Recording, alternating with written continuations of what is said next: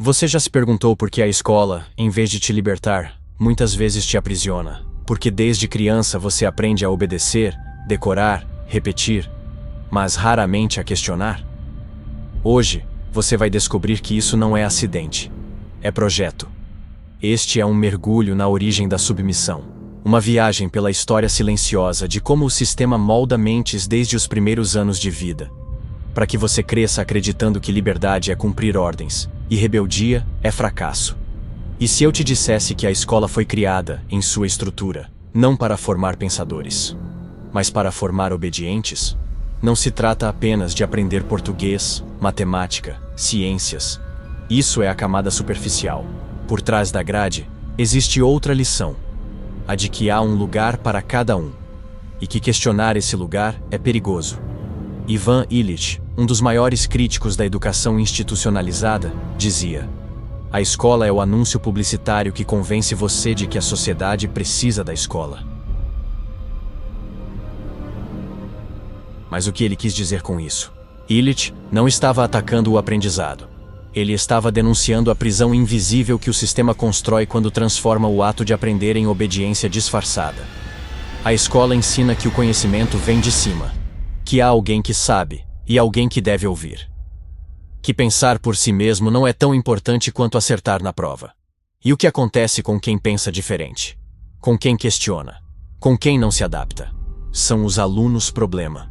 São os que precisam de ajuda, os que não se encaixam. Você percebe o quanto isso é simbólico? Desde cedo, aprendemos que não pertencer ao molde é sinal de fracasso, que discordar do professor é impertinência, que contestar o conteúdo é arrogância. Mas a filosofia nos ensina outra coisa. Paulo Freire, talvez o maior educador do Brasil, dizia: ninguém educa ninguém, ninguém se educa sozinho. Os homens se educam em comunhão, mediatizados pelo mundo. Em outras palavras, educação não é transferência de conteúdo, é transformação mútua, é diálogo, é liberdade. Mas o sistema tem medo da liberdade. Sabe por quê? Porque a liberdade é imprevisível. A liberdade questiona. A liberdade não se submete com facilidade. Michel Foucault, em suas análises sobre o poder e a disciplina, mostrou que as instituições, como a escola, a prisão e o hospital, não foram feitas para curar, formar ou salvar, mas para normalizar. Ou seja, para ensinar o que é o normal e punir quem foge do padrão. Você começa a perceber como tudo está conectado?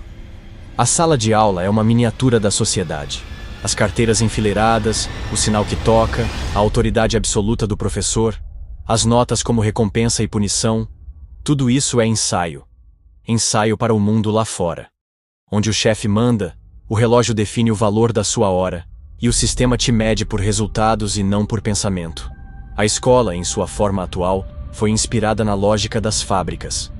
Você já ouviu falar de Horace Mann? Foi um dos pais da educação pública nos Estados Unidos. Inspirado no modelo prussiano de ensino, ele ajudou a moldar um sistema onde o objetivo era criar cidadãos úteis, ou seja, trabalhadores obedientes. John Taylor Gatto, premiado professor americano que abandonou o sistema por considerá-lo corrupto, disse: a verdadeira função da escola não é educar, é condicionar. E ele provava isso com exemplos. Alunos brilhantes sendo punidos por questionarem o conteúdo. Jovens criativos sendo encaixados à força em fórmulas padronizadas. Você lembra da sua experiência escolar? Quantas vezes você teve que engolir um conteúdo sem entender, só porque vai cair na prova? Quantas vezes sentiu medo de errar, porque errar era fracassar? A escola nos ensina a ter medo do erro. A vida real, não. Na vida, é errando que se aprende. Mas na escola, o erro é nota baixa, é castigo, é exclusão. Ivan Illich propôs algo radical: uma sociedade sem escolas. Não no sentido de negar a importância do conhecimento, mas no de libertá-lo das paredes e das hierarquias. Uma sociedade onde aprender seja um ato natural, constante, voluntário. Onde o saber não seja posse de uma autoridade, mas construção coletiva. Isso te parece utopia? Talvez, mas continue ouvindo. Gramsci, outro grande pensador, falava sobre a hegemonia cultural, a ideia de que o poder não se mantém apenas com armas, mas com ideias, Quando a escola ensina que obedecer é virtude, ela contribui para essa hegemonia. Quando ela forma cidadãos que não sabem duvidar, ela forma a base do sistema. E isso não acontece só na escola pública, nem só em países pobres. Isso está em todo o modelo. Mesmo nas escolas de elite, o controle é apenas mais sofisticado.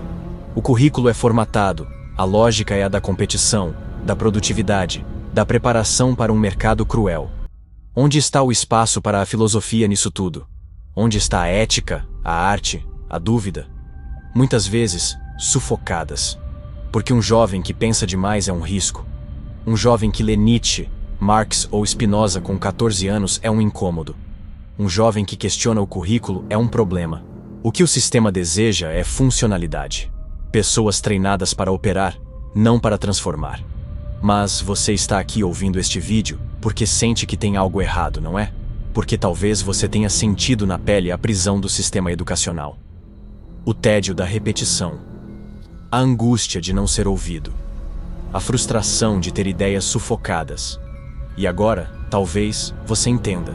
Isso não era culpa sua. Era o projeto. Mas a saída. A filosofia pode te dar uma chave. Não uma saída mágica, mas um novo olhar. Ler Illich, Freire, Gatto, Foucault, Gramsci pode te libertar. Não porque eles tenham todas as respostas, mas porque eles colocam as perguntas certas. E a educação verdadeira começa aí.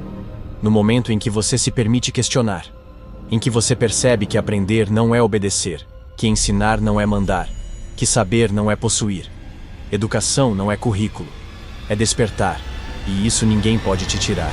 Você foi treinado para o silêncio. Mas pode escolher a palavra. Foi ensinado a obedecer. Mas pode escolher pensar. Foi condicionado ao medo do erro. Mas pode escolher aprender com ele.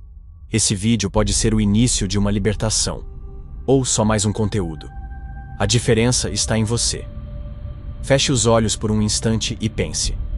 Quantas ideias suas foram caladas? Quantas vezes você abaixou a cabeça, mesmo sabendo que algo estava errado? Quantas vezes você se perguntou: será que o problema sou eu? E se eu te dissesse que não? Que o problema é um sistema que te treinou para duvidar de si? Você não nasceu para ser submisso. Você nasceu para pensar.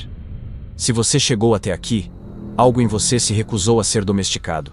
Compartilhe esse vídeo com quem ainda está preso e precisa de uma chave. Nos vemos no próximo mergulho, aqui no Insanamente Lúcido.